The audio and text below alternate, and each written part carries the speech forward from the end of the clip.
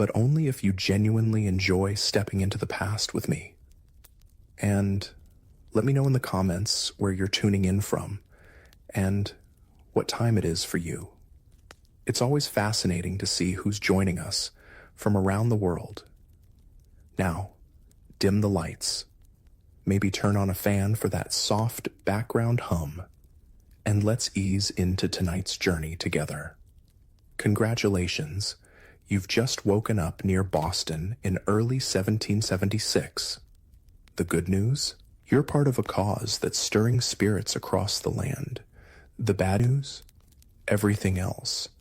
Your bed is likely a makeshift pile of straw in a crowded tent or a repurposed barn, and the air hangs thick with the smell of wood smoke, unwashed bodies, and something you'd rather not identify. Probably a combination of stale food and the ever-present consequences of inadequate sanitation. You're a soldier in this new American army. Or perhaps you're just trying to catch a glimpse of it from the packed roadsides, hoping for a glimpse of the King or Parliament's notables if you were back in London. Or perhaps hoping for a glimpse of General George Washington if you are here in America. This is hardly the polished, disciplined force you might imagine. General John Burgoyne, a British officer, has already dismissed the American soldiers as a rabble in arms, and honestly, looking around, you might see why. Your comrades are a bewildering mix: farmers, artisans, fishermen, clad in whatever homespun clothes they could throw together before trudging off to war, often in tatters, unwashed, unshaven, with hair matted and beards long. There are young boys, barely 15, and older men who've seen 60 or more years of hard living. Some are missing teeth, others fingers, casualties of a time when life was simply tougher and accidents were common. You might even see Negroes and Indians among the ranks, particularly in the Rhode Island regiments, proving themselves equally serviceable for fatigue and action, many having already shown themselves brave. The food, surprisingly, isn't terrible, at least not yet. You can count on meat or fish most days, and fresh produce is available at low prices rolling into the camps. You might even enjoy a breakfast of warm bread, good camp butter, and a dish of coffee, or a hearty dinner of pork and cabbage. But for every decent meal, there's the ever-present threat of disease. Camp fever, dysentery, typhus, and typhoid fever sweep through the ranks, turning camps into breeding grounds for sickness and death. Latrines are often open pits, and too many men neglect to use them properly, leaving excrement scattered around the fields, a pernicious habit that contributes to the vile stench hanging over the camps. Cleanliness is understood to be the killer of disease, but despite orders insisting on personal hygiene, clean cooking utensils, and clean water, washing clothes is considered women's work, and there aren't many women in the American camps doing laundry like there are with the British troops. The army you've joined is largely untested, its officers often as ignorant of military life as the troops they lead, according to observers. They were elected by the men, and many are more concerned with popularity than discipline. You hear stories of men being flogged, put on the wooden horse, or drummed out of camp for drunkenness or minor infractions, punishments Washington has ordered to bring order to this rabble. But change comes maddeningly slow.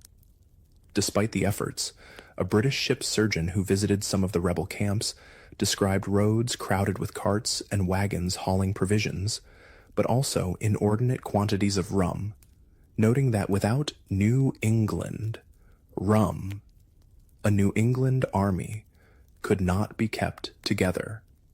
He calculated men were consuming a bottle a day.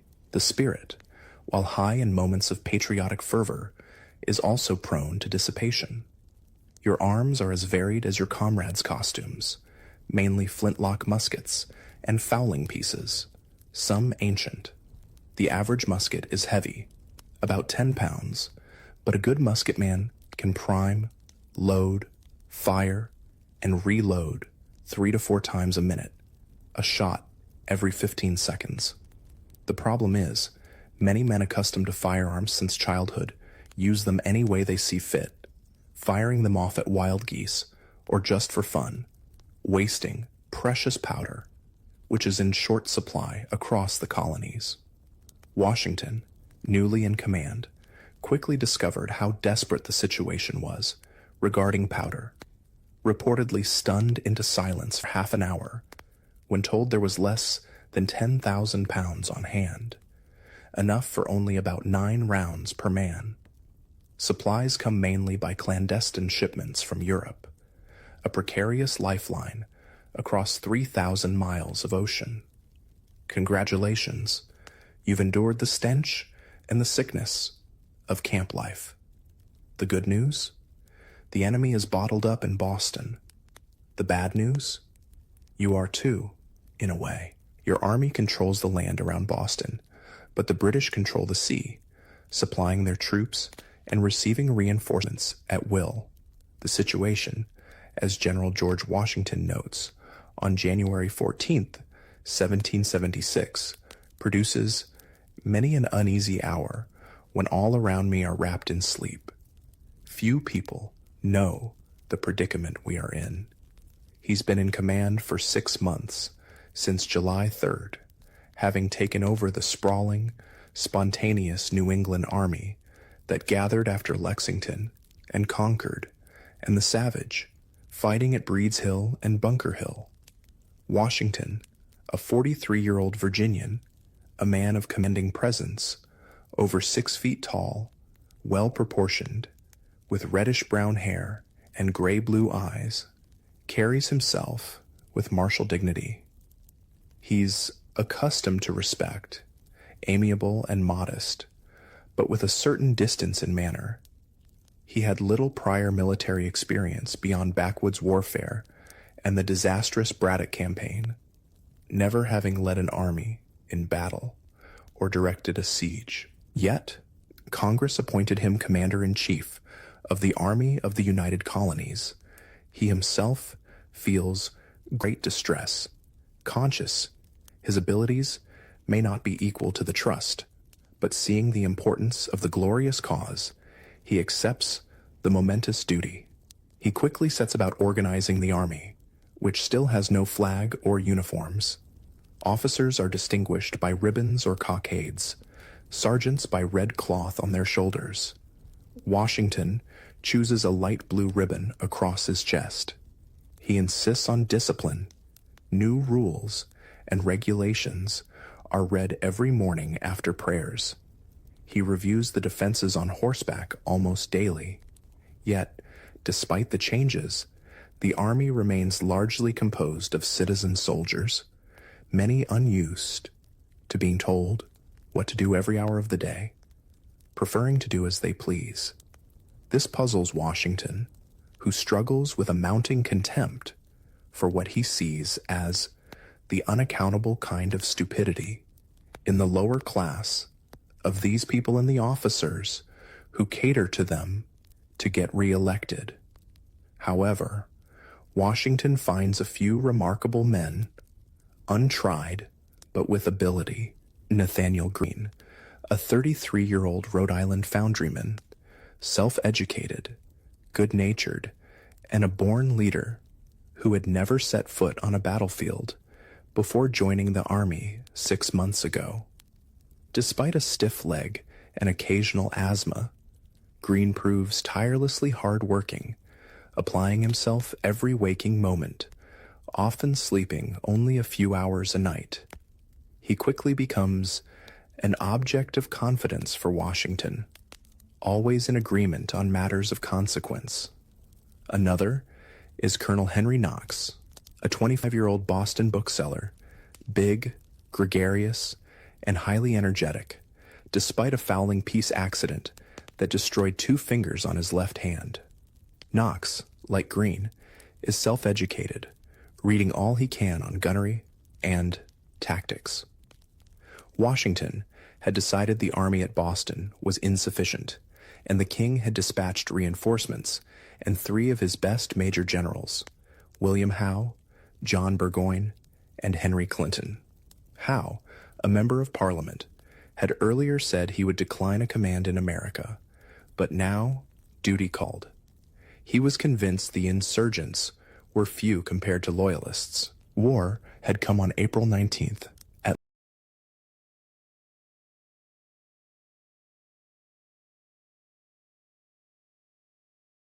Lexington and Concord, then savagely on June 17th at Breed's Hill and Bunker Hill. Bunker Hill was proclaimed a British victory, but His Majesty's forces suffered over 1,000 casualties in an appalling slaughter before gaining the high ground. As acidly observed, a few more such victories would surely spell ruin for the victors. By summer's end, a British ship docked at Plymouth bearing 170 sick and wounded officers and soldiers from Bunker Hill, all in great distress, some without legs or arms, clothes hanging on them like loose morning gowns. So much were they fallen away by sickness and want of nourishment. Near 60 women and children, widows of the slain, were on board, exhibiting a shocking spectacle. The vessel itself, though very large, was almost intolerable from the stench. The miseries of the troops still besieged at Boston, and the Loyalists who took refuge there, were also described in London papers. The scene: melancholy, disease, and death. The soldiers, almost lost for want of fresh provisions, like birds in a cage. On the afternoon of October 26, 1775, King George III rode in royal splendor to Parliament to address the increasingly distressing issue of war in America. In an age that adored ritual and pageantry, it was a scene hardly to be improved upon, with 60,000 people lining the route. The king, 37, hard-working, and duty-bound, believed America must be made to obey. He had no doubt the nation saw the conduct in America in its true light, and compelling obedience was necessary.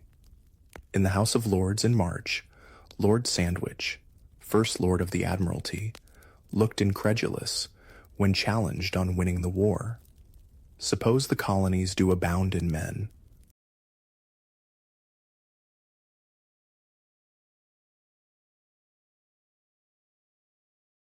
What does that signify?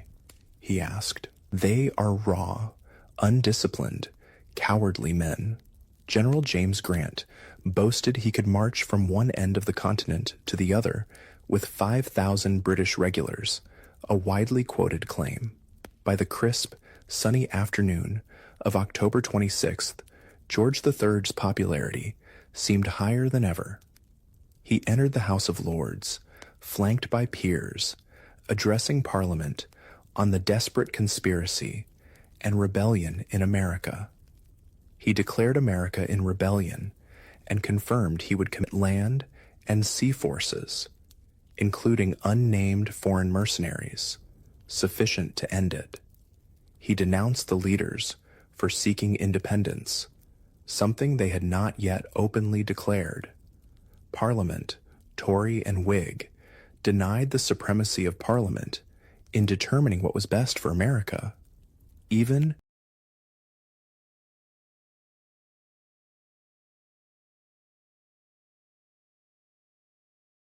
Edmund Burke referred repeatedly to our colonies. Despite heartfelt opposition speeches, calling for conciliation, warning of ruinous consequences, and questioning the hiring of foreign troops or shedding British blood, the votes in both houses overwhelmingly supported the king's stance, defeating the opposition by more than 2-1 in the Lords, and an even greater margin in the Commons. The debate in the Commons lasted until 4 in the morning. Congratulations, you survived the political pronouncements and the looming threat of more war. The good news? Washington is making plans. The bad news? His first plan is to send 1,000 men into the wilderness of Maine to attack Quebec, a hastily conceived, secret expedition based on too little knowledge of the terrain. His second plan is to end the waiting and strike at Boston, even if it means destroying the town, despite formidable British defenses and insufficient American artillery and gunpowder. He wants a speedy finish, convinced no danger is to be considered when put in competition with the magnitude of the cause. He convenes a council of war on September 11th, 1775, asking his generals whether they can make a successful attack on Boston by means of boats.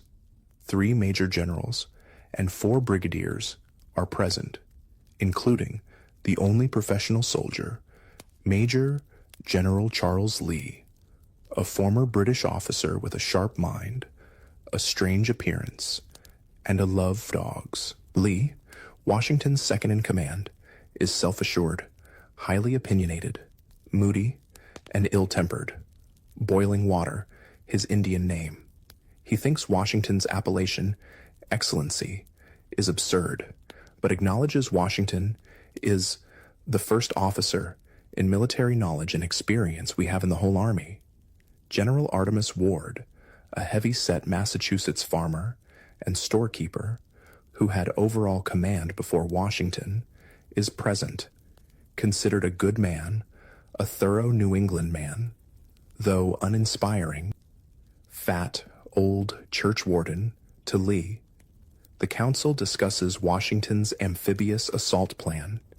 They know winter is approaching, the troops lack barracks and firewood, and enlistments are expiring. Disbanding one army before assembling another could mean ruin. Gunpowder is short, but enough for an attack. They consider the hazard, the loss of men, and the consequences of failure. After discussion, they unanimously agree not to attack. Not for the present, at least. It is a sound decision. The hazard is too great. The chance of disastrous failure real. Men could be stranded on mudflats under fire. It could be another Bunker Hill slaughter. Washington accepts the decision, but continues work on flat-bottomed boats, and writes to John Hancock he has not wholly laid it aside, sensing many in Congress are as impatient as he with the stalemate. By late November, re-enlistments are alarmingly few. Fewer than 1,000 of 10,000 men agree to stay. Washington advises Congress that some stimulus beside love of country, like paying troops in advance, is needed. His war chest is empty. The troops haven't been paid for weeks. Morale is low. He confides in Joseph Reed, his invaluable secretary, that his situation is truly alarming, and General Howe is well apprised. He feels a dearth of public spirit and want of virtue among the Yankee soldiers. A dirty, mercenary spirit pervades the whole. He writes he would never have accepted command had he foreseen his difficulties. Congratulations. Winter has come, but with it, opportunity. The good news? Colonel Henry Knox is on his way with cannon from Fort Ticonderoga. The bad news? The journey is brutal. His army is shrinking, and the British still seem to underestimate you. On November 21st, the first snow falls. Winter is here, with bitter winds. Distress is reportedly extreme in Boston. The British are cutting trees and tearing down houses for firewood. Supplying the besieged city by sea is difficult, due to winter storms and American privateers. Food is short. Men are dying of scurvy. Smallpox rages. British deserters crossing the lines report the American army is tired, unpaid, lacks clothing, and longs for home. In mid-January, Washington writes one of his most forlorn letters to read, suffering sleepless nights, feeling few know the predicament they are in. He enumerates his troubles: little powder, no money, depleted arms supply because men going home took muskets, only half his paper army fit for duty. He believes his inability to attack Boston led to this pass and considers it miraculous the British are blind to his true state. He's downcast, wishing he'd taken his musket and entered the ranks or retired to the back country and lived in a wigwam. He believes if he rises superior to these difficulties, it must be Providence blinding the enemy. Washington learns through undoubted intelligence the British are fitting out ships, likely for New York, a city of vast importance. Generals Lee and Greene are convinced New York is crucial. Loyalists are numerous there. Greene warns getting sentiment against them would be a fatal stab to the colony's union. He sees two choices: defend New York or burn it. Lee offers to go to New York to see about defenses. Washington, though agreeing time is of the essence, knows congressional approval is needed. Fortunately, John Adams, on leave from Congress, assures him New York is a kind of key to the whole continent, and no effort to secure it ought to be omitted, giving Washington full authority for action anywhere. On January 8th, Washington dispatches General Lee to New York to put the city in the best posture of defense. The bitter cold continues in Massachusetts. Washington tests the ice on Back Bay, hoping for an ice bridge for an attack. On February 16th, he convenes a council of war,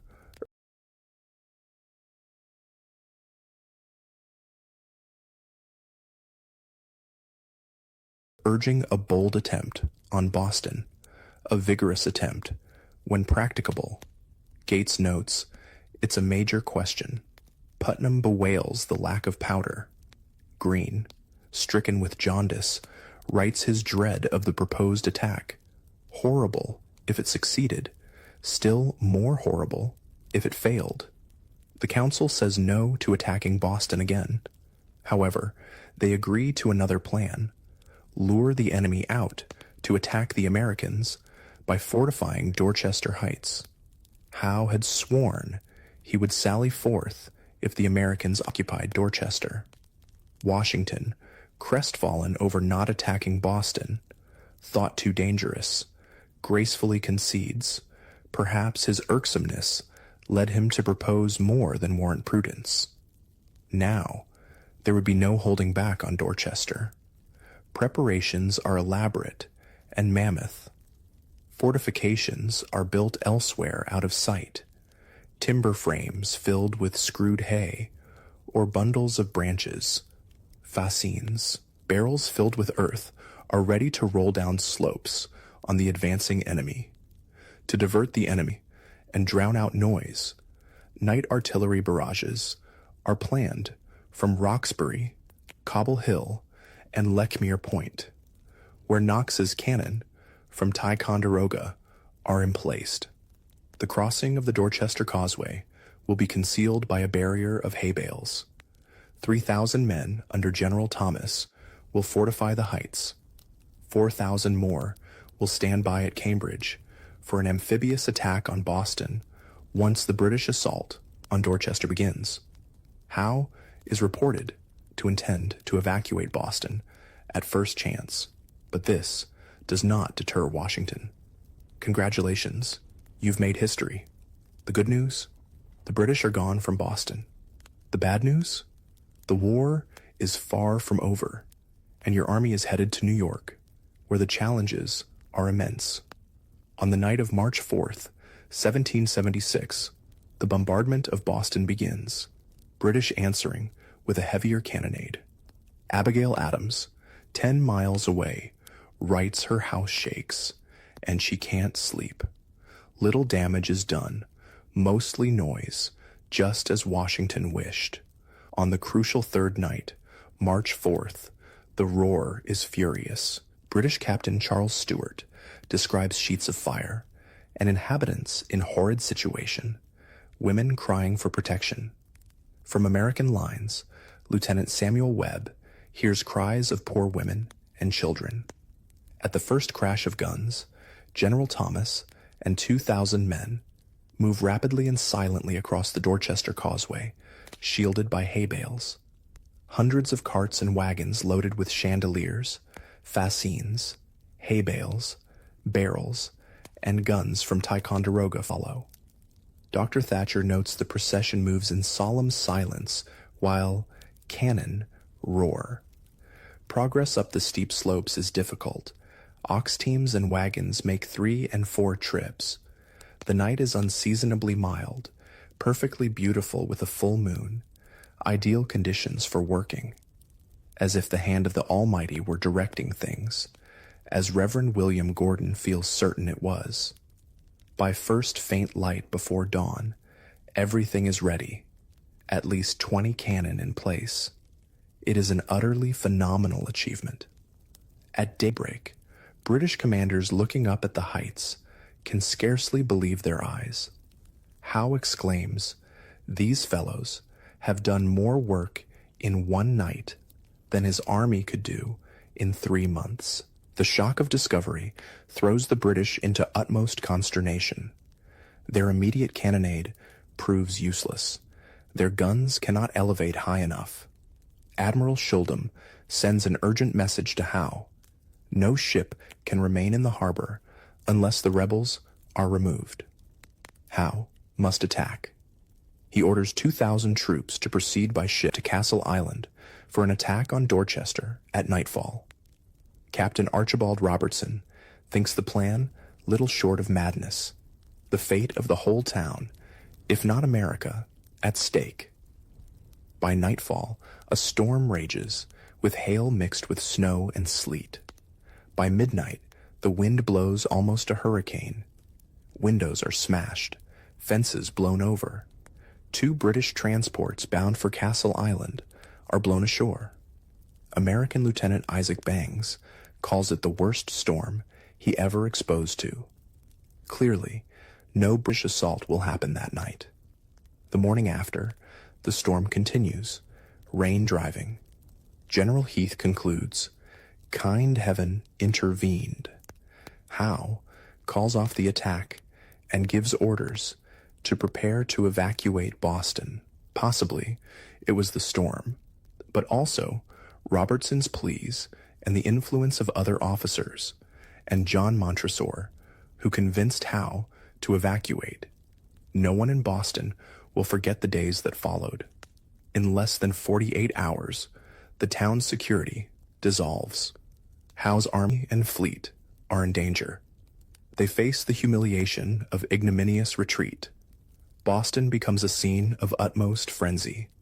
Nothing but hurry and confusion, every person striving to get out. Loyalists are in utmost distress. Howe had received no orders from London since October. He has no long-standing plan for withdrawal. General Grant notes he was never in so thick a wood, but they must look forward and get out. Thousands of troops, military stores, women, and children must be transported, plus every loyalist who chooses to go. Food is scarce. Ships are delayed by storms. High winds churn the harbor. Rebel guns remain silent, but are visible on Dorchester Heights, steadily strengthening their position. On March 8th, town selectmen cross lines under a white flag, stating, "Howe has no intention of destroying the town unless the troops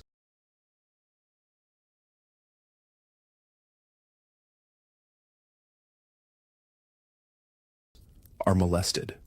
The word is passed. Allowed to depart peacefully, the British would spare the town. The night of March 9th, when rebels move on Nook's Hill, Howe orders a thunderous all-night bombardment, but only 4 men are killed by a single ball. Men gather 700 cannonballs the next day. In town, the rush worsens. Hogsheads of sugar and salt, barrels of flour, even the commander's elegant coach are dumped into the harbor. Cannon are spiked or dumped. Americans watch confusion from hillsides. Washington convinced Howe is ready to sail for New York. The alarm and anxiety among loyalists is extreme. They must leave, but don't know where or if there's room. By March 10th, they are told to come aboard. There's no time to deliberate. Little can be taken. Those who earlier fled Cambridge or Roxbury know the experience. Now, Bostonians face forsaking homes, belongings, way of life. Howe orders inhabitants to give up linen and woolen goods for the enemy's use. Crean Brush, a loyalist, is assigned to carry it out. He and his men plunder the town. Gangs rampage, breaking open houses and shops. There never was such destruction and outrage committed any day before this. Brush makes off with over 2,000 pounds worth of goods from one wharf. Not until St. Patrick's Day, Sunday, March 17th, does the wind turn fair. At 4 a.m, over 8,000 redcoats march through the dark streets. By 7, ships throng the wharves, lifting sail. By 9, all are underway. 120 ships depart with over 11,000 people, 906 troops, 667 women, 553 children, 100 loyalists. Americans watch from shore, cheering, weeping. Surely it is the Lord's doing. The whole fleet anchors at King's Road. Howe's flagship, Chatham, fires a roaring 21-gun salute, the Chatham's full 50 guns answering, an ear-splitting reminder of royal might. Congratulations, you've survived the siege of Boston. The good news? It was a pretty sharp skirmish, and a victory. The bad news? You're headed to New York, a far greater challenge. The first cheers from American lines come at 9 that morning. Small boys run across the neck with news. British troops are still manning Bunker Hill fortifications. Hay dummies set up by fleeing redcoats.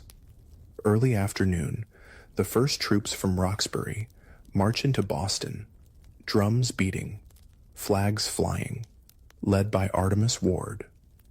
Washington, in a characteristically gracious gesture, gave the honor to Ward, the thorough New England man, and his predecessor. He knows Ward was the first to favor a move on Dorchester Heights. Washington attends Sunday services, his chaplain choosing Exodus 14:25 as text, and they took off their chariot wheels, for the Lord fighteth for them against the Egyptians. Washington rides into Boston, March 18th, surprised how much was not destroyed. The town suffered greatly, but Hancock's mansion is fine, occupied by General James Grant, who wanted to lay waste to every town. Last desperate efforts are evident. Spiked cannon, shattered wagons, scuttled ships, smallpox still lurking. An inventory lists immense quantities of abandoned British goods, far more than expected. The siege was a stunning success. Washington bested Howe, despite insufficient resources and inexperienced officers. He had been saved repeatedly by his council from attacking Boston, but accepted their judgment without ill temper. He kept his head, health, and strength, bearing up under immense weight.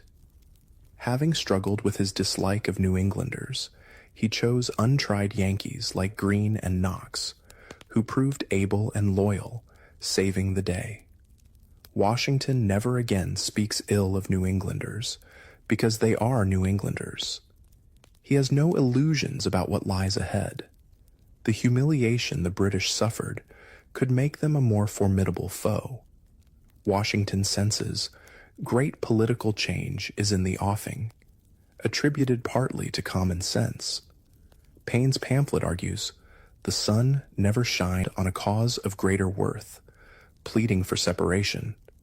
The king's speech in October, with charges of traitorous rebellion and foreign assistance, ends any hope of reconciliation. Washington himself feels determined to shake off all connections with Britain, not under covert, but in words clear as the sun. At Cambridge headquarters, Washington declares a new army, entirely continental, commencing New Year's Day, 1776. He raises a new flag, 13 red and white stripes, with British colors in the corner. The British in Boston mistake it for a flag of surrender. Congratulations! You've made it through the winter, and the British are gone from Boston. The good news? You're on the move, heading for New York. The bad news? The journey is rough, the roads are terrible, and the enemy fleet is massive. For 2 weeks, the army marches through the untroubled countryside of New England, columns winding, showing the first faint signs of spring. Citizenry turn out to cheer, offer food and drink. Large armies are an unfamiliar sight. Hurry is the order of the day. Washington is in extreme hurry to reach New York. Nathanael Greene and his artillery are to move as speedily as possible. Marching is tiring, but spirits are greatly improved by being on the move and the warm reception. Joseph Hodgkins, the Ipswich cobbler, finds New York exceeds all places he's seen, but the living is excessive dear. Lieutenant Isaac Bangs, a Massachusetts soldier, finds the level of piety alarmingly low in New York, worrying what consequences this will have for the cause.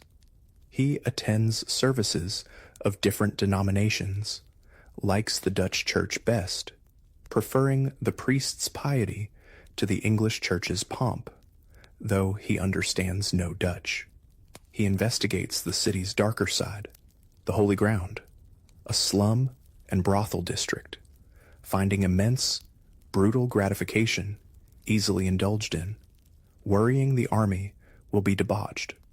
Washington arrives in New York, April 13th, takes headquarters at the Kennedy Mansion, number 1 Broadway. He finds defenses only about half done.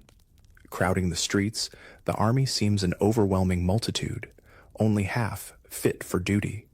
He worries exceedingly over disease and dissipations. New York is unlike Boston, bounded by navigable rivers, a harbor accommodating the largest fleet. Whoever commands the sea must command the town, General Lee noted earlier, a situation that puzzles him. Washington, however, expresses no misgivings, convinced he can defend the city, of vast importance for controlling the Hudson Corridor. His decision is based more on political judgment, sensing Congress and patriots expect every effort to hold the city. Loyalist sentiment is widespread in New York. 2/3 of property belongs to Tories. The royal governor, William Tryon, on board a ship in the harbor, is believed to be directing Loyalist operations secretly. Washington, denied reliable intelligence at Boston, now finds the situation reversed. British warships are a formidable presence, only withdrawing slightly in April. The threat of conspiracy, sabotage, organized resistance is real. Washington, though struggling with New Englanders at Boston, here finds men from different colonies, compounding animosity and discord, fearing it could tear the army apart. He writes, "They have nothing but providence and unanimity to depend upon." Discipline is hardly improved among new troops. Many raw recruits like aged gentlemen. Congratulations, you've reached New York, but the threat is closing in. The good news? Independence is declared. The bad news? The British fleet, the largest ever seen in American waters, is massing in the harbor. On June 29th, Officers with telescopes on the roof of Washington's headquarters see signals flying from Staten Island hills. The first British fleet ships appear. Within hours, 45 ships drop anchor inside Sandy Hook.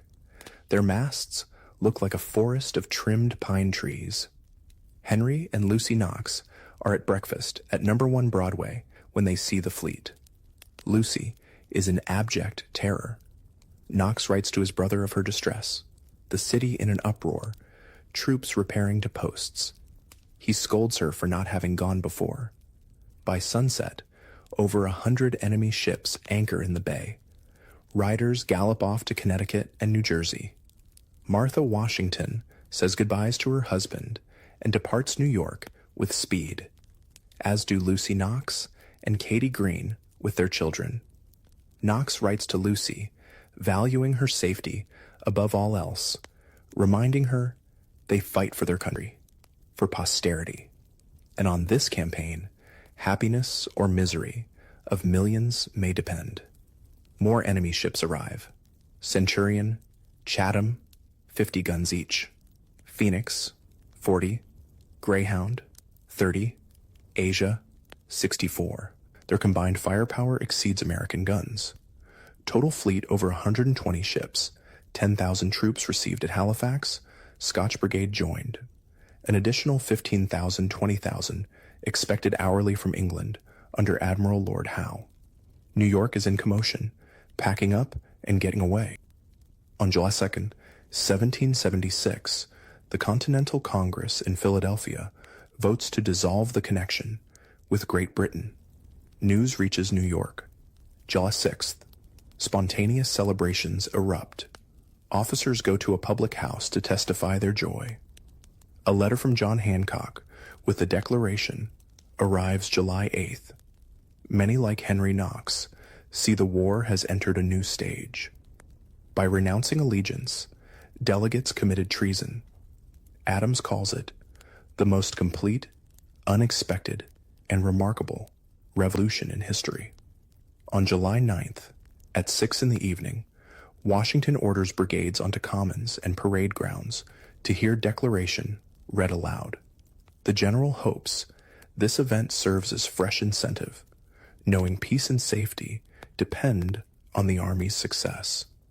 Not since spring 1775 had spirits been so high, but the exuberance is quickly dashed.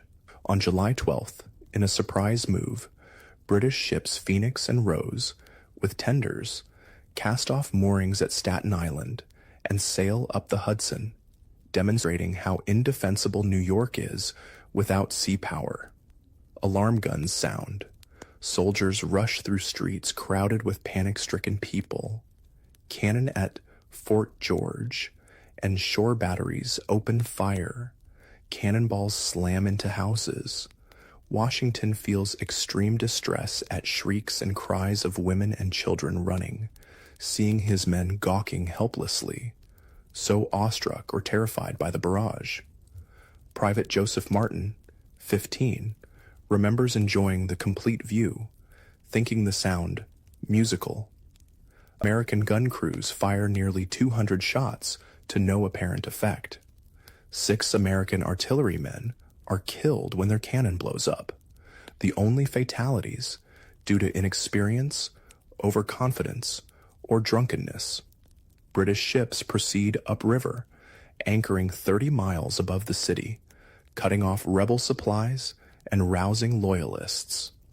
In ensuing orders, Washington can barely conceal disgust at inexcusable behavior, shame over officers gawking like bumpkins. It gives the enemy a mean opinion of the Army. Knox writes, "The loss of 6 men was great misfortune, but Hope's day's action taught the rest to be less impetuous. A larger, more ominous lesson. If 2 ships can pass so readily, so can an entire fleet, cutting off escape. Congratulations, you've witnessed the birth of a nation and the start of something much darker. The good news? Your resilience is tested. The bad news? The British are massing and a crushing defeat is coming. On August 12th, sea beyond Narrows fills with another 100 ships or more bearing down on New York, a fleet so large it takes all day to come up harbor under full canvas, colors flying, guns saluting, sailors and soldiers cheering. Another 3,000 British troops and over 8,000 Hessians arrive after arduous 3 months at sea. Total British Armada, nearly 400 ships, 73 warships. Largest fleet ever seen in American waters. Largest expeditionary force of 18th century, over 32,000 troops, landing on Staten Island. Nothing like it ever seen in New York. Housetops covered with gazers, wharves jammed. To Americans, they are colossal. Joseph Reed writes to his wife, astonished a people would come 3,000 miles at such risk and expense to rob, plunder, destroy another people, because they won't lay lives and fortunes at their feet. On Staten Island, redcoats in tent encampments are in holiday spirits. On American side, veterans of Boston campaign like Jabez Fitch and Joseph Hodgkins have no doubt troops will give a good account. Confidence bolstered by distorted notions of own strength. Enemy is coming in almost every day, perhaps 25,000. One paper says American Army numbers 70,000. New arrivals look like soldiers, in smart uniforms, well-armed, marching into town full of pride. Delaware Blues, 800 men, in handsome blue coats, white waistcoats, buckskin breeches, white woolen stockings, fine English muskets. Maryland Battalion, men of honor, family, fortune, better armed, dazzling in scarlet, lined with buff. John Glover's Marblehead fishermen wear blue jackets of sailors. Deserters are increasing. New recruits difficult due to bumper harvest. Complaints are without number. Some leaving to take up hay, grass, hoe corn, others with families sick. Wickedness prevails very much in camp. Lieutenant Joseph Hodgkins learns of his small son's death at home. Heavy news. Camp fever epidemic in summer heat. Vile water here sickens us all. Men die of dysentery, putrid disorders. Many sick won't go to hospital. Cleanliness insisted upon, vaults covered daily, new dug weekly. But infectious filth is the killer, caused by disease. It's thought anywhere from 3,000 to 6,000 men are sick. Washington's men daily diminishing. English visitor, they desert in large bodies, are sickly, filthy, divided, unruly. Putrid disorders, smallpox carried off great numbers, 6,000 in hospitals. General Heath estimates 10,000 ill, those not taken down live with dread. These things are melancholy, but they are nevertheless true. Washington hopes for better. Washington's quandary: where will British strike? How to apportion strength? He feels compelled to divide army, violating old rule of battle. Never divide force, facing superior enemy. Splits army roughly equally, relying on ability to move men over East River. He worries landing on Long Island is a diversion for full assault on New York. Greene stresses concern. New troops on Long Island, strangers to the ground, are undisciplined, inexperienced, poorly armed, poorly equipped, won't support each other. Ground is crucial. Congratulations. You're about to face the largest battle of the war, and it's not going well. The good news? Some of your officers fight valiantly. The bad news? You are completely outmaneuvered and suffer a crushing defeat. On August 27th, 1776, the Battle of Brooklyn, or Long Island, begins. British land on Long Island. By noon, 15,000 men and 40 artillery pieces landed, smoothly assembled. Cornwallis presses inland. Loyalist welcome is effusive. British sailors regale themselves with apples. Hessian officer describes burned houses, fields in ashes, roads lined with dead cattle, old people looking sadly at what was a paradise. To invaders, American affluence shows they grew rich at Britain's expense. Word reaches New York early, but Washington misinformed about size of enemy force. 9,000. He concludes, landing is faint, dispatches only 1,500 more troops to Brooklyn. Total there, less than 6,000. Expectation of larger strike at New York or up Hudson persists. Jabez Fitch's regiment marches to Brooklyn, told to halt and wait. Many reports, various sizes of enemy force within 4 miles. Fitch and men know not what to believe. Colonel Moses Little reports enemy within 3 miles, sends his will to his son. Washington's general orders, August 23rd, confirm British ashore on Long Island, leaving no doubt of seriousness of moment. Appeals to pride, patriotism, love of liberty. The hour is fast approaching on which the honor and success of this army and the safety of our bleeding country depend. Remember, you are free men, fighting for blessings of liberty, that slavery will be your portion if you don't acquit yourselves like men. Remember how your courage has been despised by cruel invaders. Washington, beset by second thoughts, reshuffles command at Brooklyn August 24th, putting Israel Putnam over Sullivan. Poor choice. Putnam lacks experience, temperament. Putnam and 6 battalions crossed to Brooklyn next day, causing stir. Washington outraged at disorder, unsoldier-like state of troops at Brooklyn, lectures. Putnam, distinction between regulated army and mob is discipline. Howe's troops perfectly orchestrated landing.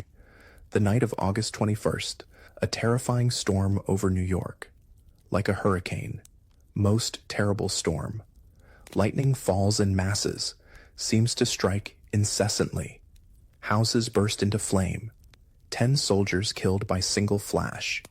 3 officers killed by single thunderbolt. Tips of swords, coins melted, bodies black. To Major Benedict, battle bloodshed is expected, but hidden meaning when bolt is launched by invisible arm. Before dawn, August 22nd, sky clear, cloudless. Fresh breeze, roll of drums, British invasion of Long Island underway. Frigates, bomb catches swing loose, stand down narrows to cover landing. At 5 o'clock, Advance Corps, 4,000 elite troops, pushes off, packed aboard flatboats. Slowly but steadily, invasion force proceeds across 3 miles of water. At 8 o'clock, at flash of signal gun, all 4,000 ashore on flat, empty beach. Everything carefully prepared, smoothly coordinated. No opposition. Pennsylvania riflemen withdrawn, driving off or killing cattle, burning wheat fields, smoke rising, seen in New York. More troops follow, naval spectacle of over 90 vessels filling narrows. Wave after wave, red coats, bayonets gleaming. Hessian grenadiers ferried over standing. By noon, fully equipped army of 15,000 men, 40 artillery pieces landed, rapidly assembled. More will follow, including women. At 3 in the morning, August 27th, General Putnam awakened, told enemy attacking on right near Narrows, Gowanus Road. British Commander Grant occupies attention on right, with 300 troops, muskets roaring. Americans flee. Putnam rushes Sterling's camp to order him to meet enemy. Repulse them. Alarm guns sound. Drums roll. Troops fall out. General Samuel Parsons, like Putnam resting at headquarters, rides off, arrives first on scene, finds enemy through wood, descending hill. With 20 fugitive guards, takes post on height, halts enemy column, gives Sterling time. Sterling's forces, 1,600 men, include Connecticut, Pennsylvania, Delaware battalions, James Smallwood and John Haslett, commanders, absent on court-martial duty. Redcoats advance in regular order, colors flying, artillery in front. Sterling draws lines, offers battle in true English taste. British march to within 200 yards, open fire. Americans stand it well, no disposition to shrink. Hold fire until 50 yards. British decline to come nearer. Americans gave them a fair fire, every man leveled well. Enoch Anderson saw a man tumble from horse, aimed, knows not if he killed. Fire returned, killed 2 Americans. Americans retreat 400 yards, joined by Attlee's regiment. Twice British assault Parsons' troops on height. Twice American lines hold. Sterling's men under cannon bombardment. American cannon answer. Troops unflinch. In first hours of open battle, Continental Army fights valiantly, believing they hold own against regulars. Sterling reminds them Grant boasted conquering America with 5,000. Grant presses advantage only so much, holding back. Had a skirmishing and a cannonade for some hours, which drew their whole attention. At center, Hessian artillery bombarding Sullivan's lines. General von Heister's brigades, drawn up on plain, show no sign of moving. Sullivan rides out from Brooklyn, takes command at Flatbush Pass, sees Hessians not moving, Sterling in trouble, sends regiments. At 9 o'clock, Howe's signal guns crash. Suddenly, Sullivan realizes whole British army coming from behind, surrounded. On plain beyond ridge, von Heister orders Hessians in motion, drums rolling. Sullivan pulls back main force, swings around to face oncoming British. Vastly outnumbered, Americans return fire with murderous effect. Officers on both sides fear men cut to pieces. Americans and British often have no idea what's happening. Americans, not only ones running. British light infantry officer, leading 30 men into thick American riflemen, sees third of his men fall. Breaks for woods. More rebels spring up. Fire from every direction. I called to my men to run to the first wall. Ran across a field, exposed to the fire of 300 men. Literally run out in midst, calling to surrender. Stopped. Saw riflemen thick. None of own men. Made for wall. Threw self headlong. In turmoil, Sullivan struggles to hold control. Keep men from panicking. Situation desperate. Retreat, only alternative. Stages of fight and flight. He leads them rapidly toward Brooklyn lines, those left to hold ridge overrun by Hessians. Jaegers and grenadiers, with bayonets, move through steep woods. Terrible hills. Suddenly appear. Americans only get shot or 2 off. Some fight back, wielding muskets like clubs. Run through with bayonets. Some plead for mercy. Fear of the Hessian troops was indescribable. Surrendered, begged on knees. Those who get away flee back down through trees, run headlong into hail of British fire. Left side of American line collapses. Thousands run, hundreds captured. Sullivan holds back, trying to see many to safety. Amazingly, most succeed. Sullivan captured. American soldier Lewis Morris barely escaped. Wright Sullivan surrounded, pistol in each hand, going directly between enemy lines. Joseph Hodgkins runs pell-mell into marshes, fired on, knows hardly who killed or drowned. Sterling, surrounded, determined not to surrender sword, breaks through fire to Hessian regiment, gives himself to von Heister. By noon, rout over. British, advanced so rapidly, want to keep going, carry attack to Brooklyn Works. Many British officers feel no time to stop, but Howe orders halt. In original plan, Clinton said principal attacks shouldn't be pushed too far. Exception flanking attack should be pushed. Clinton later writes little inclination to check ardor, seeing enemy flying in panic. Howe recalls mood of men, required repeated orders to desist. It was first great battle of revolution, largest until then. Over 40,000 men involved. Field ranged 6 miles, fighting over 6 hours. For Continental Army, first test under fire, crushing defeat. "Oh, doleful, doleful, doleful," scrawled Chaplain Philip Fithian. To British, glorious day, cheap and complete victory. Grant had the field day I talked of. If a good bleeding can bring those Bible-faced Yankees to their senses, the fever of independency should soon abate. Everything had gone like clockwork. Clinton's plan succeeded beyond expectations. Percy, our men behaved themselves like British troops fighting in a good cause. In opinion of Sir James Murray, no soldiers ever behaved with greater spirit. In one thing only failed, couldn't run as fast as foes.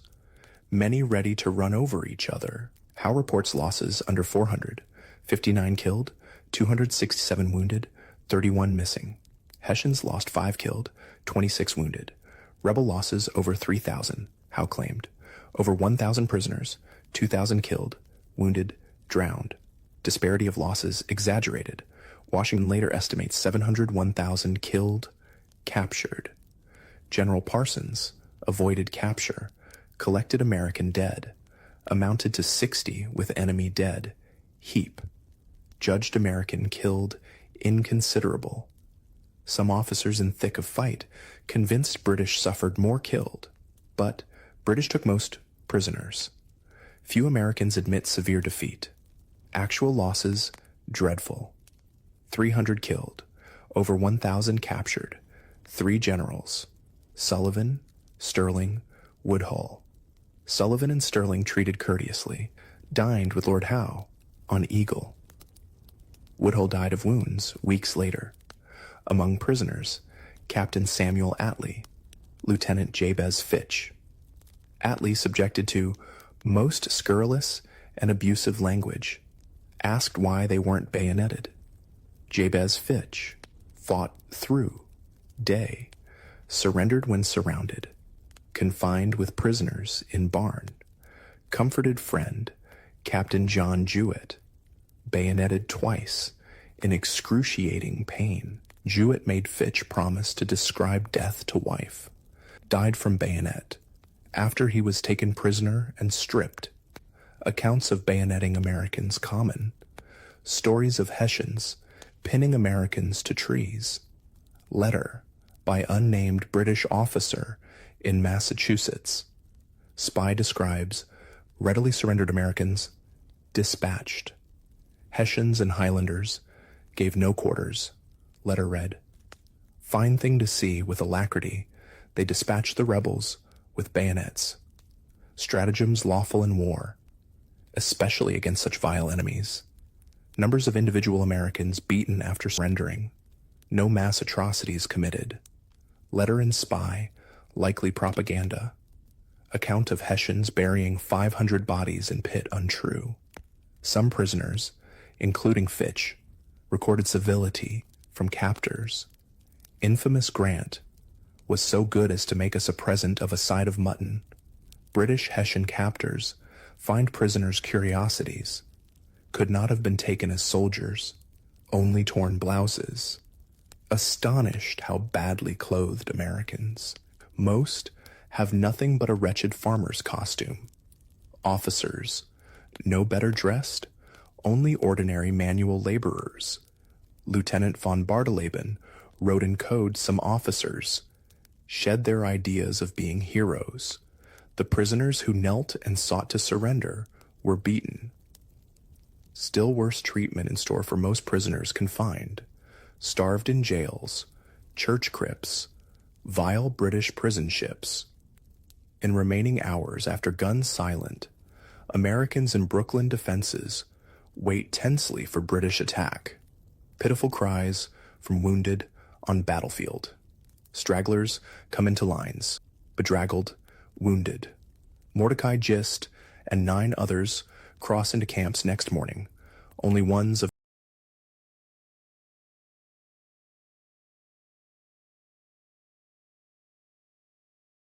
Marylanders to make it back. Congratulations, you've survived a crushing defeat and a desperate night retreat. The good news? 9,000 men, equipment, and horses escaped without loss of life. The bad news? Your army is battered, dispirited, and shrinking, and the enemy is still on the move. Morning of August 28th. Situation critical at Brooklyn. Outsmarted, outfought, hemmed in, backs to East River. Change in wind could make escape impossible. Brooklyn, a trap. Yet Washington orders more army from New York, Pennsylvania regiments, Glover's mass troops, 200 men. March into Brooklyn entrenchments with show.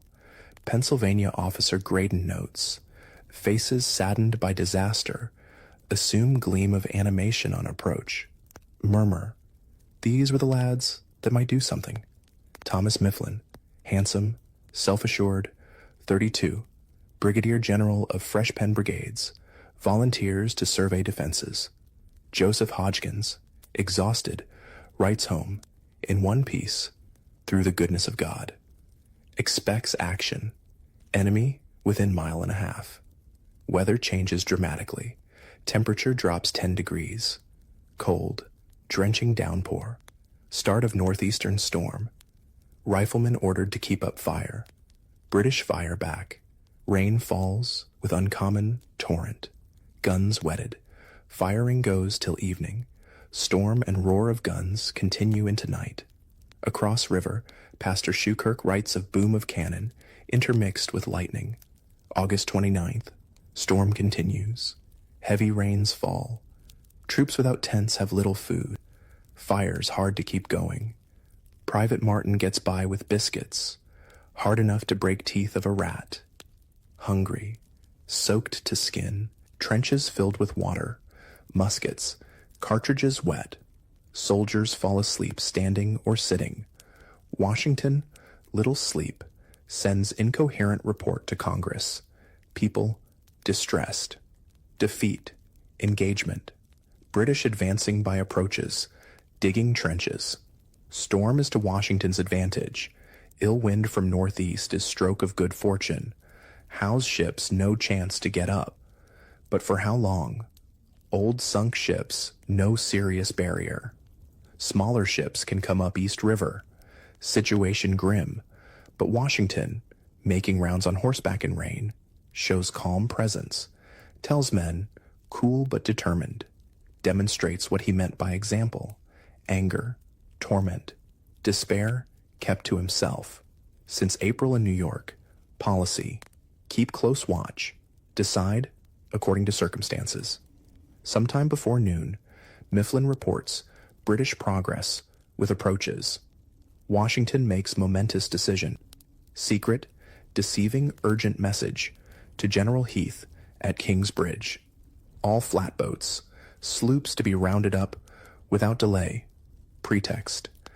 New Jersey battalions coming to relieve others. Signed by Mifflin. Washington emphasizes no ceremony in carrying out order. Confiscate boats. At 4 in afternoon, still raining, Washington calls, meeting with generals at Livingston Mansion. Mifflin advised Washington must either fight or retreat, asks to propose retreat. Understanding. He and Penn Regiment serve as rear guard in outermost defenses, hold line while army departs. Most dangerous assignment.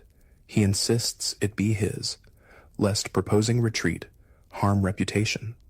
Words of minutes. Submitted. Whether eligible to leave Long Island and remove army to New York. Unanimous decision. Only General John Moran Scott expresses doubts, aversion to giving up ground. Orders come at 7. Troops under arms with packs. Everything. Night attack on enemy, they are told. Graydon, with 10 regiments, thinks it desperate, almost suicidal. Several nuncupative wills were made. Graydon concentrates on summoning courage. 9 o'clock. Troops with least experience, sick, wounded. Start for Brooklyn ferry landing. Pretext, relieved by reinforcements. Soldiers nearer front lines know nothing. Thing was conducted with so much secrecy. Neither subalterns nor privates knew whole army crossing back to New York. Officers not told. Graydon thinks order for attack, extreme rashness. More he thinks, more puzzled, until it flashed upon my mind that a retreat was the object. Order for assailing enemy a cover. Fellow officers dared not suffer themselves to believe it. Others think night escape true intent. Weigh risks. Major Benjamin Talmadge thinks it formidable obstacle to move large body across mile-wide river with rapid current. Enemy, victorious, disciplined, numerous, fleet-stopping navigation. Rain stops. Northeast wind keeps blowing, proving deterrent to American retreat. First troops at ferry find river rough. No boats can cross. Stand and wait. General McDougal, in charge of embarkation, sends message. No retreat tonight, with conditions. About 11 o'clock, wind dies down, shifts to southwest. Small armada of boats, manned by Glover's mass, sailors, fishermen, starts over river from New York. Glover crossing to give directions. Glover's men, crucial, extraordinary seamanship, negotiate, swift, contrary currents in loaded boats, water inches below gunwales, in pitch dark, no running lights. Few had so much riding on skill. Boats work back and forth. More troops ordered to withdraw from lines. Tedious was the operation through mud and mire. Wagon wheels muffled with rags. Talking forbidden. Strictly enjoined not to speak, or even cough. Move like specters. One regiment leaves station. Remaining troops fill vacancies. Graydon. Third night without sleep for many. Washington rides to Ferry Landing. Takes charge. Orderly withdrawal of army considered most difficult maneuver. Ragtag amateur army, making night withdrawal in perfect order. Silence seems more than hoped for. Worst fear, British discover, descend with superior force. Troops in Mifflin's vanguard still holding outer defenses, knowing chance of annihilation, if enemy wiser. Event of British attack. Fall back. Rally at Old Dutch Church. Hours pass. Sound of British picks. Shovels digging. Garrison at Fort Sterling. Ordered to stay through night as cover. About 2 in morning. Cannon goes off. No explanation. Graydon speculates. Gun discharged, spiking it. Rest of life. Graydon remembers scene in Shakespeare's Henry V. Long night wait before Agincourt. Similar interval of dread suspense. Approximately 4 o'clock. Still dark. Young officer Major Alexander Scammell rides through outer defenses, looking for Mifflin. Scammell, 29, Harvard graduate, attorney, aide-de-camp to Sullivan. Tells Mifflin boats ready, Washington waiting for remaining troops. Mifflin mistaken. Scammell insists. Ridden from extreme left, ordered troops to march for ferry. Mifflin orders, hand, to form. Regiment. Move out. Scammell mistaken. Blunder could spell disaster. Troops leave trenches. Start for river. Without delay. Halt near Dutch Church. Washington, astride horse, demands to know. Hand explaining when Mifflin rides up. Faces hard to see. Hand remembers Washington exclaiming, "Good God, General Mifflin, I am afraid you have ruined us." Mifflin responds with some warmth, obeying Washington's orders by Scammell. Washington, Dreadful mistake. Come too soon. Much confusion at the ferry. Must turn back to posts. Weary troops held lines, counted hours, till relief, waited in dark. Moment of extreme difficulty, trying business to young soldiers. Graydon. Whoever has seen troops in a similar situation knows how to appreciate the conduct of these brave men. Returned to lines. Had the good fortune to recover our stations, without the enemy perceiving what was going forward. At ferry landing, troops, supplies, artillery loaded aboard boats. Everyone worked furiously. Connecticut soldier remembers making 11 crossings. Exodus not moving fast enough. Some heavy cannon mired in mud, left behind. Time running out. Nearly morning, large part of army still waiting. Without night curtain, escape doomed. Incredibly, circumstances intervene. Just at daybreak, heavy fog settles over Brooklyn, concealing everything. Fog so thick, soldier could scarcely discern man at 6 yards. Even with sunup, fog dense. Over on New York side, no fog. At long last, Mifflin, rear guard, troops at Fort Sterling summoned. Supposed we did not linger. Major Tallmadge, with regiment among last, thinks he saw Washington on ferry stairs staying to end. Graydon estimates 7 in morning, perhaps later, landed in New York. In less than hour after, fog disperses, enemy visible on shore left behind.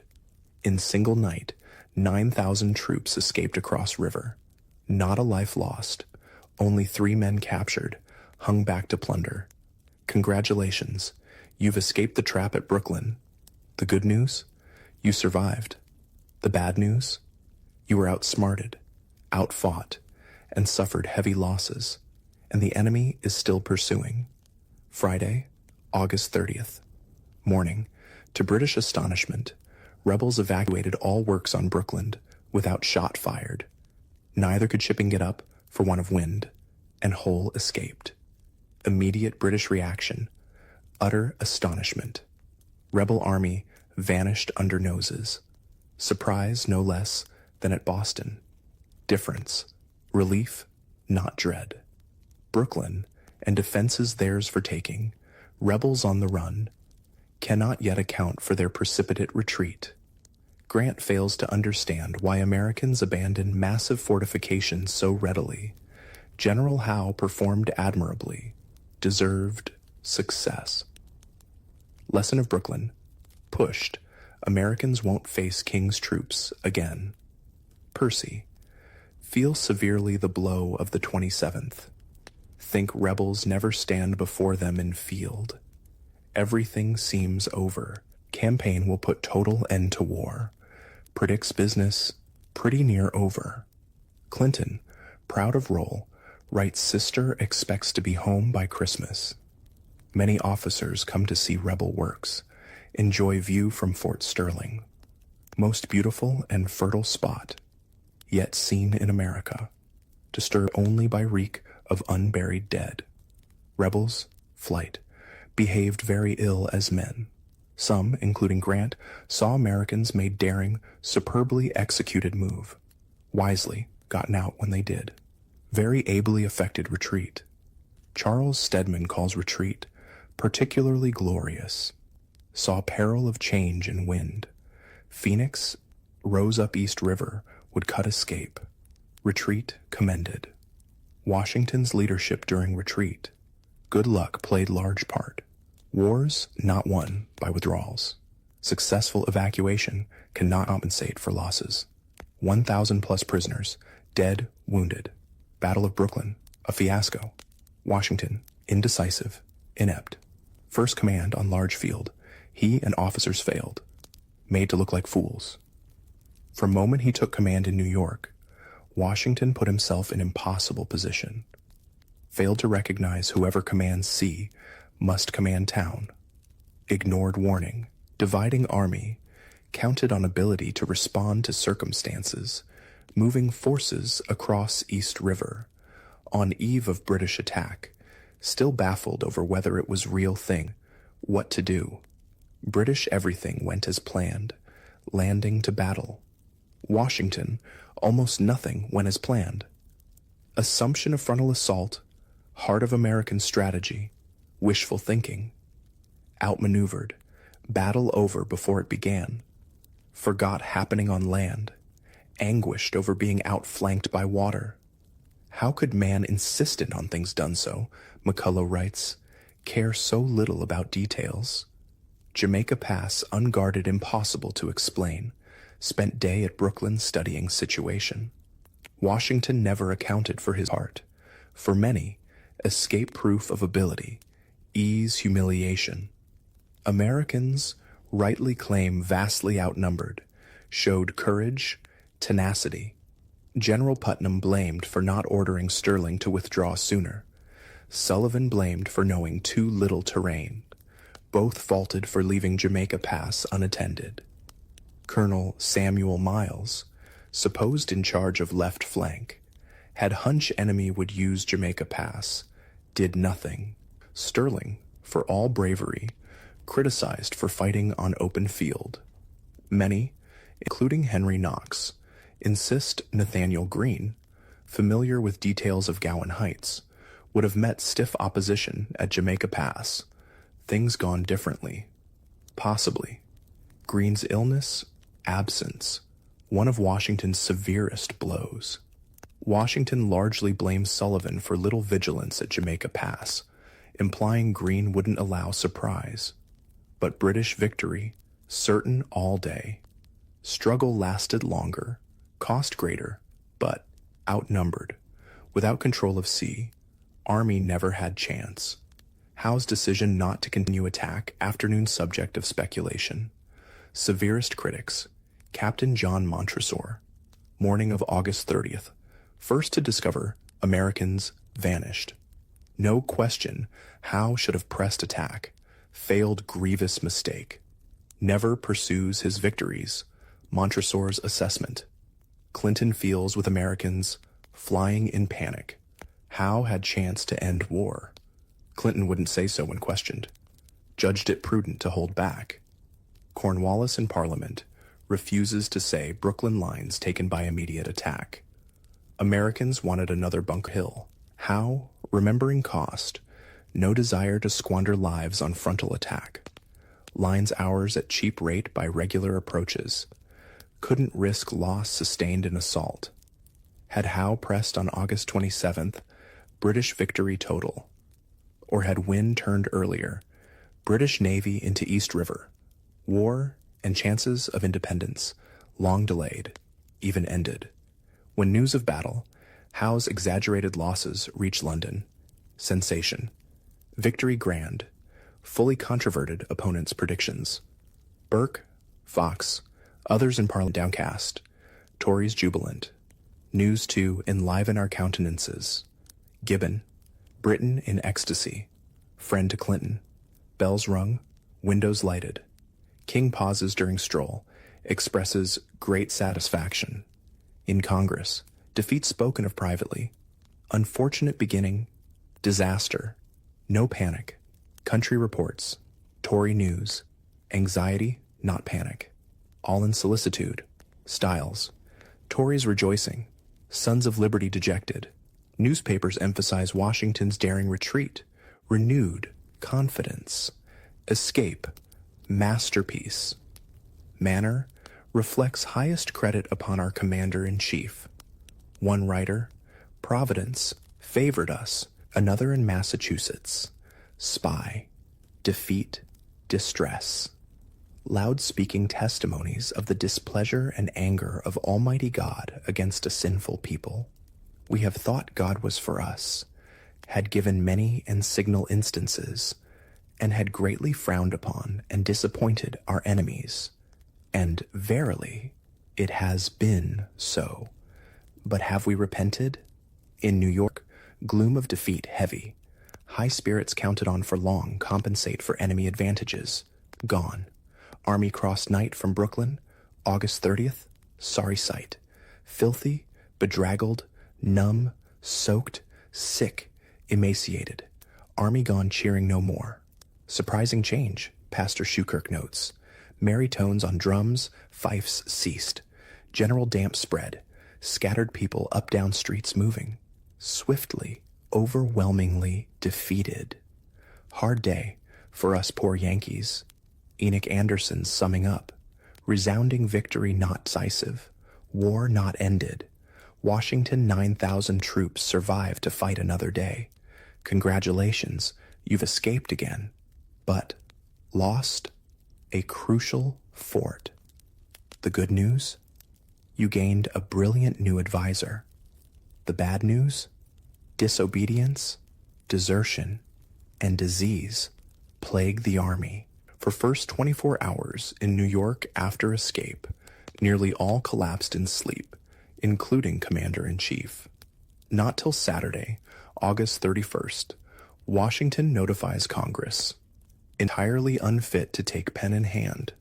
Since Monday, scarce any out of lines, 48 hours, proceeding, hardly off horse, never closed eyes, much hurried, in arranging new dispositions, will save extremity of concern for another letter. American soldiers deserting as if leaving sinking ship, 30-40 a time. Many defecting to enemy, disobedience and theft epidemic, far from army of heroes. Spirit of desertion, cowardice, plunder, prevailed. Joseph Reed demoralized, verge of quitting. Experience on battlefield. September 16th, Searing. Reed saw soldier running from enemy, ordered him back. Soldier raised musket, pulled trigger, lock snapped. Reed grabbed another gun, pulled trigger, it snapped. Drew sword, struck twice, wounded Leffingwell, severed thumb, forced surrender. Should have shot him. Could I have got my gun off? Leffingwell confessed running, found guilty of cowardice, sentenced to execution. At Reed's urging, Washington pardons him at last moment after kneeling to be shot. Next offender, suffer death without mercy. Attempt to introduce discipline must always be work of difficulty, Reed writes wife. Where democracy universally prevails, great equality, leveling spirit, discipline, hard to establish, attempter becomes odious. Washington no less commanding, except raging outburst at Kip's Bay, seems imperturbable, entirely in control, discouraged, unhappy, keeps up appearances. Unless some speedy, effectual measures adopted by Congress, our cause will be lost, tells John Hancock. War no work of a day must be carried on systematically. Good officers mandatory, only means to obtain them is establish permanent footing. End short-term enlistments. Officers better paid, better trained. Soldiers offered bounty, clothing, blankets, free land. Dependence on militia, assuredly resting upon a broken staff. Men dragged from tender scenes, unaccustomed to din of arms, unacquainted with military skill. Want of confidence facing trained troops makes them timid. Lust after plunder. Regimental surgeons taking bribes to certify sickness. Fear in Congress. People of standing army remote. No standing army. Cause faced ruin. Wants rules, regulations adopted. Punishments severe. Most atrocious offenses. Maximum 39 lashes. Seldom laid on. More sport. Punishment, many willing to undergo for bottle of rum. Washington unaware, Congress acted on much he wanted due to John Adams. Enlistment for duration gets 2,100 acres. New articles of war based on British. Stiffer punishments, up to 100 lashes. Death penalty for more crimes. Adams proposed military academy. Nothing came of it. Washington writes to Lund, Washington, September 30th, more candid about miseries. Such is my situation. If I were to wish the bitterest curse to an enemy, I should put him in my stead. Wearied to death with problems, one regiment, under 50 men, another 14 fit. In confidence, I tell you that I never was in such an unhappy, divided state since I was born. Enemy, within stone's throw, turns to Mount Vernon fireplaces, once whole, executed in masterly manner, exactly answerable, uniform, if not with army, at least at home. Crystal days, late September, early October in New York, lucent skies, maple sumac turn color, East River spectacle of British ships, Hudson sparkles, beautiful setting for strange intermission, war many hoped put to rest till spring, not too early. Morning October 9th, hope's end. Phoenix, Roebuck, Tartar Way anchor, brisk southwesterly wind, proceed up Hudson to force passage beyond Forts Washington Constitution. Americans tried to block river with sunken hulks, spiked logs. Fort guns open fire.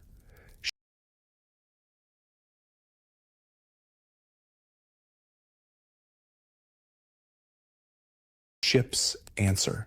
Sail straight, slowly, through to safe anchorage upriver. Washington observed whole sorry scene. To our surprise and mortification, they ran through without the least difficulty. No end of labor. Defense came to nothing. British suffered 9 seamen killed. Considerable damage. Showed Hudson undeniably theirs. Day could lead to decisive change in strategy. Purpose of forts, to deny use of river. Reconsider holding forts. Washington raises no questions. Greene declares confidently, forts so strongly positioned, little more to fear this campaign. Instead of lesson learned, Day marks onset of blunder, painful humiliation. British plan, October 12th, to outflank rebels by water. Massive armada set sail upstream East River in very thick fog. Stunning seamanship.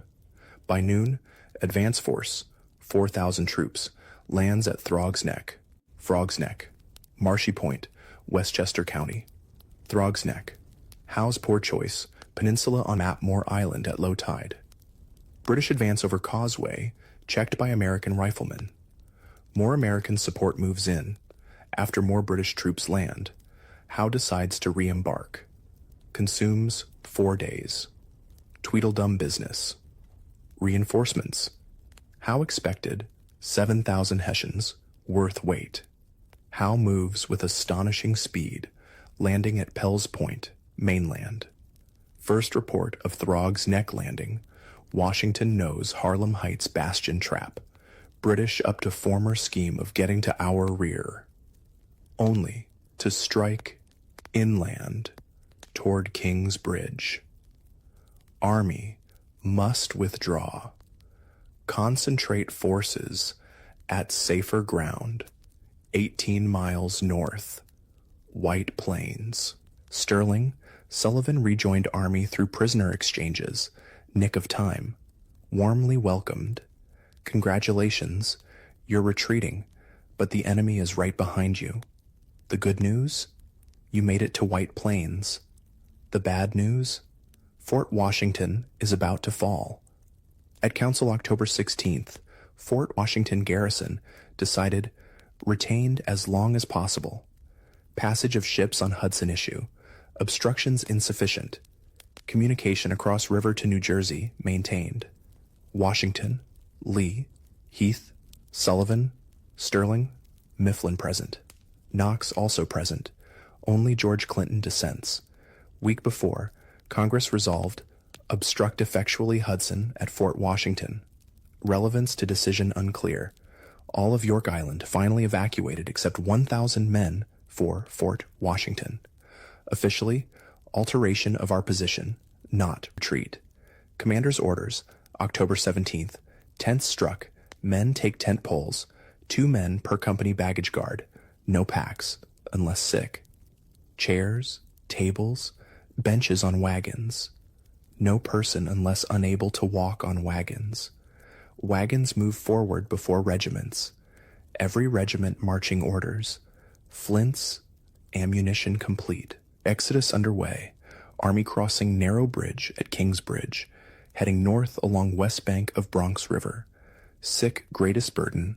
Trek, slow, difficult. Men hauling wagons, cannon. Private Joseph Martin lugs cast iron kettle, size of milk pail, arms dislocated. Puts it down, another shoves it, rolls downhill. Only one that was rid of their iron bondage. First of Army struggles toward White Plains. British swift landing at Pell's Point. Advance force, 4,000 British Hessian. Ashore early morning, unopposed. Move inland. October 18th. From hilltop before dawn, Glover sees upwards of 200 ships. Anxiety for fate of day. Gave 1,000 worlds for Lee or experienced officer present. Acting on own, rushes forward with 750 men. Fight tenaciously behind stone walls, inflict heavy casualties, stall enemy advance for day. Colonel Lomi Baldwin, with small regiment, joins. Men calm as shooting ducks. Enemy dead at least 200. Exaggeration. British lose more men killed at Pell's Point than Brooklyn. Glover's calculations. 8 dead, 13 wounded. Ferocity shown stuns Howe. Leads him to conclude with stone walls. More deadly fire waiting. British keep moving inland cautiously, seldom more than few miles a day, against little resistance. Probably Howe, no need to hurry. Doesn't expect to cut rebel retreat. Hopes to maneuver Washington onto open field for decisive victory. Takes few more days at White Plains to be ready. At last, October 28th, 10 days after landing at Pell's Point, Howe sends 13,000 redcoats, Hessians, up Main Road to White Plains. Early morning, sparkling fall day. Washington avoids open field fight. Dug in on high ground back of village, lined over mile. Looks like Howe will attack head on. British field guns open fire. Howe's army marches in perfect order in 2 columns toward Washington's center. Sun shone bright. Their arms glittered, never were shown to more advantage. Suddenly, 1 column wheels left toward higher hill on American right, other side of Bronx River. Chatterton's Hill, wooded slopes, open fields above, dominates American lines. Yonder is the ground we ought to occupy, Lee reportedly told Washington. Rushed troops to defend, mainly militia. British artillery moves closer. Cannon roar. Air hills smoked. Fences, ash walls knocked down. Pieces. Men's legs, arms, bodies mingled. Washington orders more men to Chatterton's Hill. British Hessians ford river. Hessians, part of newly arrived 7,000, launch uphill charge. Militia break. Run. Reinforcements. Haslett's Delawares, Smallwood's Marylanders. Fight bravely. Give way. Battle of White Plains. Battle of Chatton's Hill. British Hessians carry day. Cost. Over 250 casualties. Twice Americans suffered. Not victory achieved anything. Day after October 29th, Howe pauses, waits for reinforcements. October 30th, pours rain. November 1st, Howe finds Washington Army pulled back half-mile to stronger position across Bronx River. 2 more days. Armies, wait, watch. Enemy determined on something decisive, Knox writes, Brother, we determined to risk general battle on most advantageous terms. Night. November 3rd, American sentinels report rumbling enemy carriages. Assumed another attack imminent. Stirring among British ranks next day. November 5th morning, to American surprise, whole British army in motion, heading southwest toward Hudson Kings Bridge. Congratulations, you've narrowly avoided disaster again. The good news, you're out of White Plains. The bad news, you've divided your army, and a storm is gathering. Opinions here are various, Joseph Reed confides to wife after council. Some generals, British headed for Fort Washington, or Hudson to board ships, attack from rear. Others, majority, finding army strongly posted, changed, plan, intend to penetrate Jerseys to Philadelphia. Who said what most in meeting? Reed doesn't mention. His opinion. Too late for British movements of consequence other than excursions into New Jersey to revive Loyalists. Washington doubts Howe will close campaign without attempting something more. Almost certainly, Howe heads for New Jersey. Nearing letter close, Washington adds further worry. Expect the enemy will bend their force against Fort Washington and invest it immediately. Invest, meaning surround, lay siege. Washington still exhausted, dispirited. To closest, seems bewildered, indecisive. Reed having second thoughts about Washington's capacity, increasingly worried over Fort Washington. Commander ponders, pulling troops out, while time. Letter to Greene. November 8th. Inclined to think, prudent to abandon fort, leaves decision to Greene.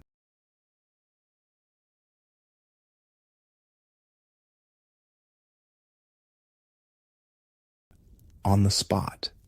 Now on spot, Washington can't decide. Let's decision be Greene's. Excellency Washington has been with me, but finally nothing concluded on. Greene writes Knox. Central to consideration, Hudson River, looms large. Washington dispatched Lee south from Cambridge to fortify New York. Hudson key to British strategy.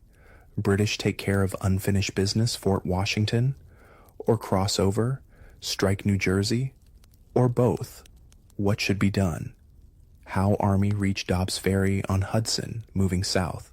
Once again, Washington divides army 4 ways. 7,000 troops, largest part, remain east of Hudson under Lee.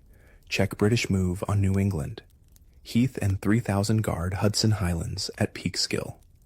Washington, what's left, 2,000, cross to other side, New Jersey, expected to be joined by N.J. Penn reinforcements. Greene maintains same position on river, overall command troops at Fort Washington, Chart Lee.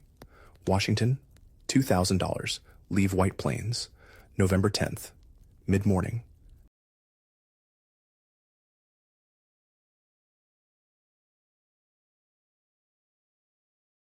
November 12th, at Peekskill, crosses Hudson, heads south for New Jersey, reaching Fort Lee, November 13th, 65-mile march in 3 days. For better part of 2 days, he and Greene confer. Greene, yet to fight battle, optimistic, convinced Fort Washington held, especially doubled troops, over 2,000. Remarkable reversal of roles. Washington refused abandon. New York in September, ready now. Greene saw no reason to stay day longer on York Island, wanted to avoid crisis.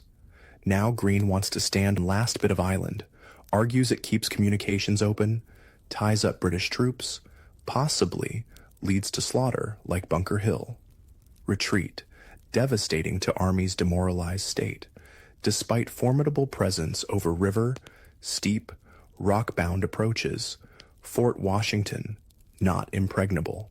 Irregular Pentagon plan. 4 acres. Walls. Piled earth. No barracks. No water. Hauled from below. Not what needed for long siege with winter.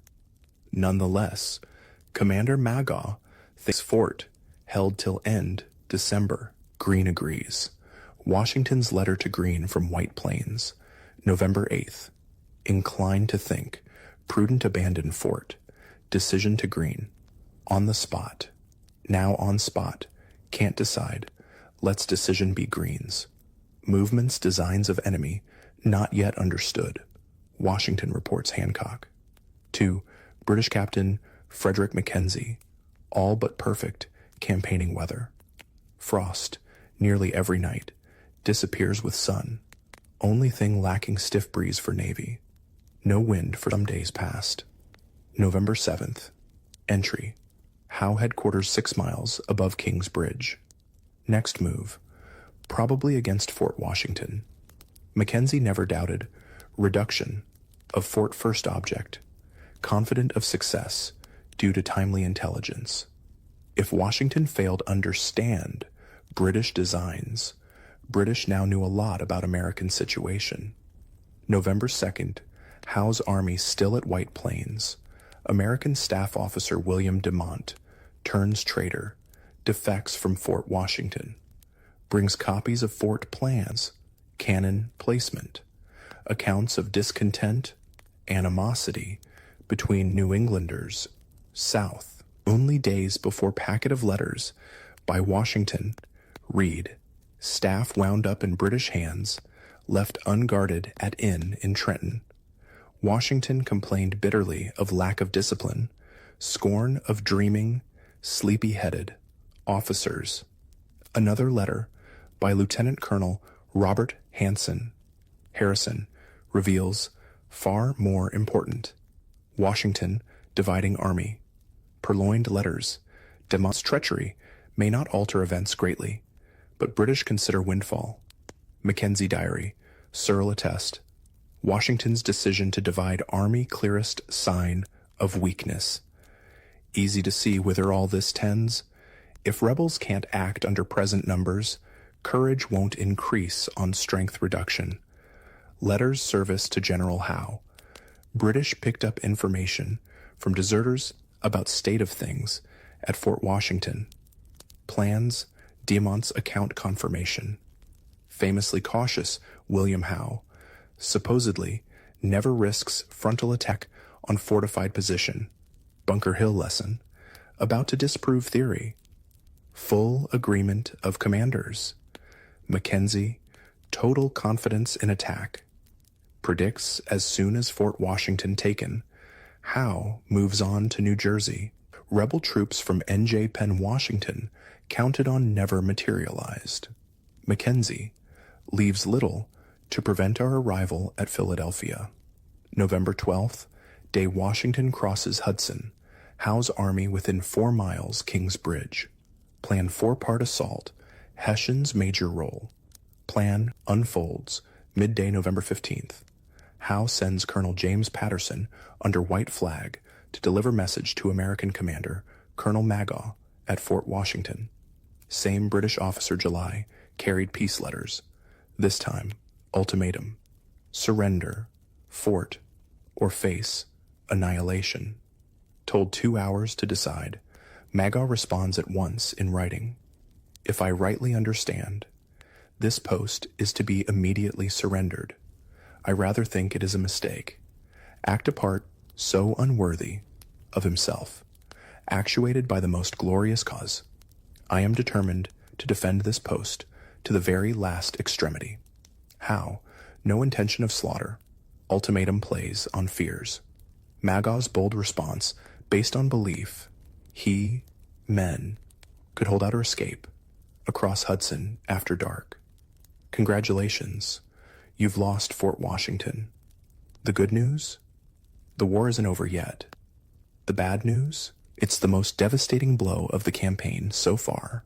When word of ultimatum, Magaw's answer, reaches Fort Lee, Nathaniel Greene dispatches rider to Washington. Washington dashes back, arrives Fort Lee nightfall.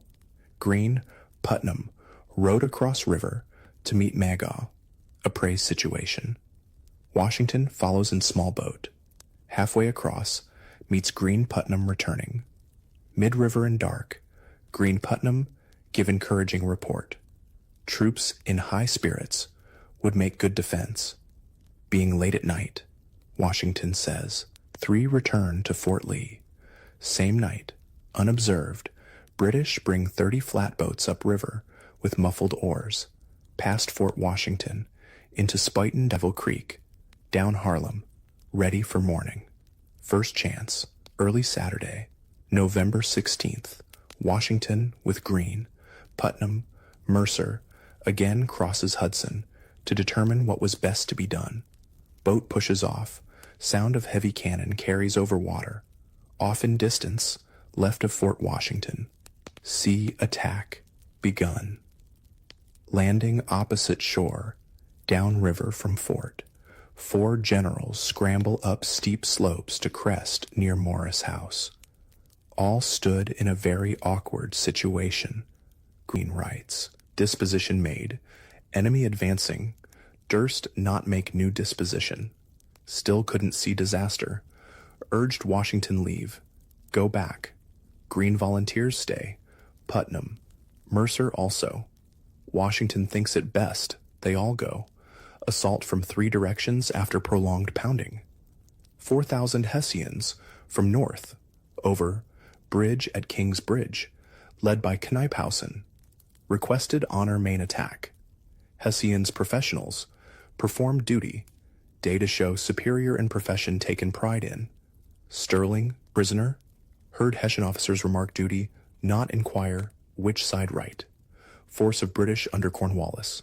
Highlanders, strike east. Crossing Harlem River in flatboats, brought up night. Third force, 3,000. British Hessians, south, led by Percy. By 10 o'clock, Howe committed 8,000 troops, nearly 4 times defending force. Farthest reach of outer defenses 5 miles. Knyphausen's Hessians face steepest terrain, withering fire from VAMD riflemen among rocks. Ferocious fighting. Hessians, dauntless. Rock slopes scaled rough even without fire. Officer Riederhold. Attack. Almost inaccessible rock. Every obstacle swept aside. Precipitous rocks scaled. Hessian soldier Ruber. Obliged to drag ourselves by beech tree bushes. Could not really stand. At last, on hilltop. Trees stones. Hard time. No idea of yielding. Rahl gives word. All that are my grenadiers, march forwards. Drummers strike up march. Hautboy players blew. All alive shouted, hurrah. Mingled together, Americans, Hessians. No more firing. Ran forward pell-mell upon fortress. Grant, disliked Hessians almost as much as Americans, writes admiration how they surmounted every difficulty. Gaining heights, kept on, at a trot. Knyphausen had not stopped Rahl, convinced he would be in fort 5 minutes. Other sides of attack advanced. Some American defenders little resistance, others fight tenaciously. Graydon commanded company facing Percy's assault from south. 150 men, single 18-pound cannon, held off 800 British. Percy's attacking troop capture Morris House, 15 minutes after Washington general's exit. Courage not enough. Americans too few. Extended lines. Only recourse retreat to fort, with speed. 17-year-old Private John Adlam ran distance uphill, hardly breath. As I was a good deal fatigued, walked to the fort, very leisurely. Near Fort British Firefield piece, with round shot at huddles between fort lines, within abitus. Ball took part of 2 men's heads, wounded another, went into fort. By 1 o'clock, defending force driven inside fort, scarcely room. Hour later, Hessian commander Knyphausen demands surrender. Maga time to decide, asks half hour. Howe arrives, orders surrender immediately, no terms other than promise of lives. 3 o'clock, Maga capitulates. 4 o'clock, entire garrison, 2,137 Americans, marches out between lines of Hessians, lay down arms. Disastrous campaign for New York. Humiliating, costly, reverse after another. Surrender of Fort Washington. Most devastating blow, utter catastrophe. Taking 1,000 prisoners at Brooklyn, dreadful loss. Now over twice that number marched off. Total nearly 4,000 from 2 battles. Army rapidly disintegrating from sickness, desertions, desperate need, almost anyone fit. Mackenzie. British astonished prisoners, less than 15, or old men, indifferently clothed, filthy, without shoes. Odd figures, frequently excited laughter. Crushing defeat. Fort Washington, garrison capture, arms, tools, tents, blankets, 146 brass iron cannon. accomplished by British Hessians in hours. Need never happened. 59 Americans killed, 100 plus wounded. British 28 killed, 100 plus wounded. Hessian 58 killed, 250 plus wounded. Bad, but could be worse. Grant Mackenzie view. Slaughter avoided only because Knyphausen stopped Ral Hessians entering fort. Carnage would then have been dreadful. Rebels numerous, not room to defend. So frightened, not power. Ahead for prisoners. Horror. Held captive, overcrowded, unheated barns, shot sheds, British prison ships in harbor. Hundreds die disease. Washington, said to have wept, watching tragedy unfold across river. Unlikely, given imperturbability, but surely wept within soul. Faced ruin before. Never like this. To Brother Jack, wearied almost to death with retrograde motions. Nathaniel Greene in anguish to Knox. Feel mad, vexed, sick, sorry. Never did I need consoling voice. Most terrible event. Consequences justly dreaded. Both Washington Greene badly mistaken. Worried reputations. Hard to say which most sensitive to thought of others. Criticism severe, especially among prisoners. Graydon, generation later, barely contains disdain.